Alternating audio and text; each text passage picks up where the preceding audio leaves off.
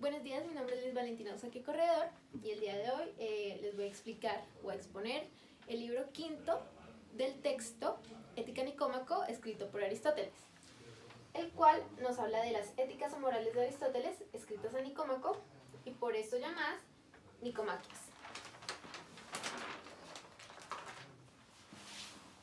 El texto como tal se compone de, este libro como tal más bien se compone de 11 capítulos. Entonces empezaremos hablando del primer capítulo que nos da la definición de lo que es la justicia y por lo tanto lo que es la injusticia. Entonces básicamente Aristóteles nos dice que la justicia se compone de la igualdad y la ley.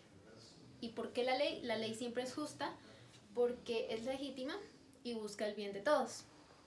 Así pues, nos dice Aristóteles también que la injusticia es todo lo opuesto a esto, es decir, la desigualdad y lo que contraría la ley.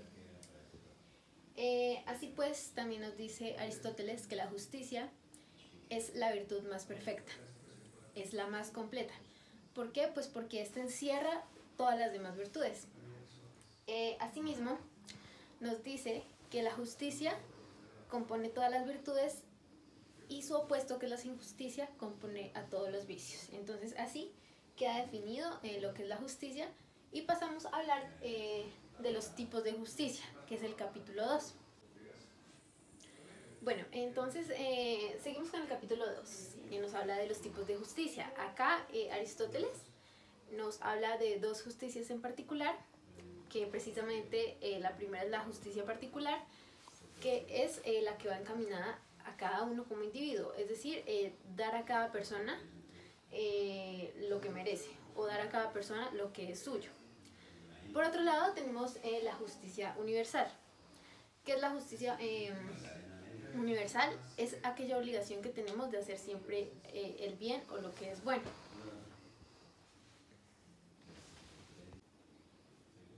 Bueno, entonces continuaremos hablando del capítulo 3, que nos habla de lo que es la justicia, que consiste en los repartimientos o pues la justicia distributiva, dicho como en términos más entendibles, por así decirlo. Entonces, bueno, ¿qué nos dice la justicia distributiva? Nos habla de lo que es pues igualdad.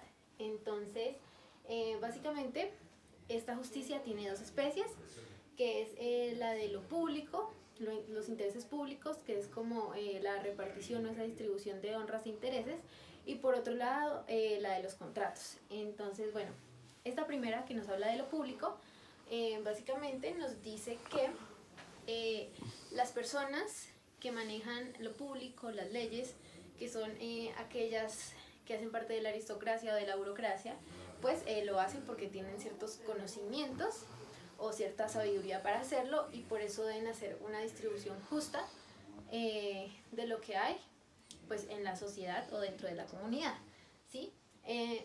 Esto hace una referencia a lo que es la dignidad, y para que quede más explicado lo veremos a continuación con el capítulo 4, que nos habla exactamente de la justicia en los contratos. Bueno, entonces en cuanto a la justicia que se ha de guardar en los contratos, como decía anteriormente, ya no se mira la dignidad de la persona, sino la igualdad de las cosas. Entonces básicamente eso, ¿qué quiere decir o a qué hace pues referencia? Que no se mira al individuo o a la persona como tal, sino a las cosas. Entonces básicamente no se mira si la persona es buena, si la persona es mala, sino que el juez, por ejemplo en un conflicto, tiene que fallar con cierta neutralidad, aplicando la ley, dependiendo por ejemplo quién tenga el derecho. Entonces puede que una persona que sea mala, que consideremos una mala persona, sea acreedor de una suma de dinero que una persona que es buena, que es una persona justa, le debe. Así esa persona sea mala, tiene el derecho a que se le reconozca esa deuda y a que se le pague. Así pues, el juez no debe tener en cuenta la dignidad de esa persona o si es buena o mala, sino que le debe reconocer el derecho por el simple hecho de que es lo suyo, es lo que le corresponde. Bueno, entonces ahora pasaremos a hablar del capítulo 5, que nos habla de la pena del talión, el dinero y la necesidad. Entonces, ¿qué es la famosa pena del talión? Yo lo tomo como ojo por ojo y diente por diente. Es decir, que cuando uno hace el mal, uno recibe ese mismo mal que le hizo a la otra persona, ¿sí? Entonces, para los pitagóricos, por ejemplo, esto era justicia. Recibir lo que le diste al otro, eso era justicia, ¿sí? Sin embargo, para Aristóteles, pues esto no es así, porque la pena del talión, el dar a la persona lo mismo que le hiciste, o el que la persona reciba lo mismo que le causó a otra, no es legítimo, ni tampoco se habla de lo público. Por lo tanto, para Aristóteles, justicia no se puede equiparar a lo que es la pena del talión, como decían los pitagóricos. Bueno, continuamos hablando entonces con el capítulo 6, que básicamente nos habla de las injusticias y agravios, de lo justo de la república o político y del derecho del Señor el Padre y el Señor el Juez. Entonces, bueno, básicamente en este capítulo Aristóteles empieza haciendo una diferenciación entre lo que es el ladrón y el que hurta, el adúltero y el que adultera, por ejemplo, por un día. Entonces nos dice que esto no es igual, ¿sí? Que el que hace un acto, pero que no es habitual, sino que es, por ejemplo, por un desliz, como decimos coloquialmente, eso constituye un agravio, más no es un acto injusto que merece una pena superior, ¿sí? Porque no podemos comparar al ladrón con ese que robó solo una vez. Son cosas diferentes y asimismo la justicia no puede ser aplicada de la misma manera. En eso pues consisten más o menos los agravios. En cuanto a lo que es la política, nos dice que la sociedad no puede ser regida por los hombres, sino que es la ley la que rige porque es justa y es legítima, no los hombres. En cuanto al padre y el hijo, nos dice que un padre no puede cometer agravio contra su hijo. ¿Por qué no? Porque es suyo. A consideración de Aristóteles, si no ha conseguido esa emancipación, su hijo es suyo y por lo tanto uno no puede cometer pues agravio en contra de sí mismo. Básicamente de eso nos habla el capítulo 6.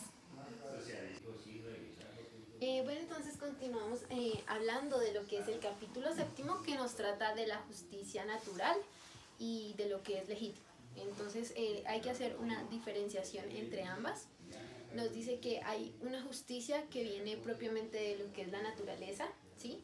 Y por ello tiene fuerza de ser justo.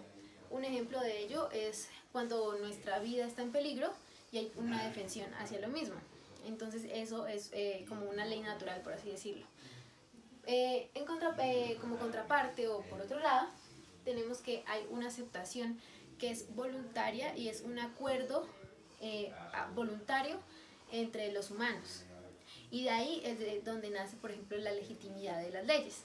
Entonces, es esa distinción entre, digámoslo así, una ley natural y una ley humana que sería legítima. Básicamente, de eso pues nos habla lo que es el capítulo 7.